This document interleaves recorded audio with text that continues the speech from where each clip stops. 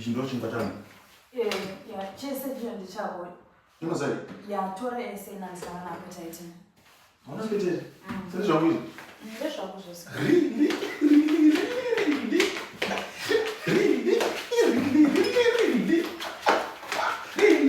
Oh.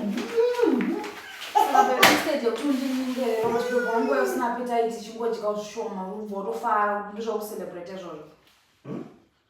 Instead yokuti tawareidisha kuti wine sina appetite yani sukwanisa kudya ufanira unobva celebrate.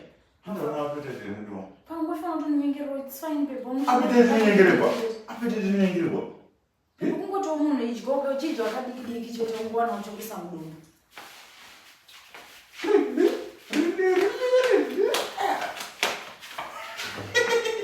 Kana sina appetite hauna. Maybe enjoy.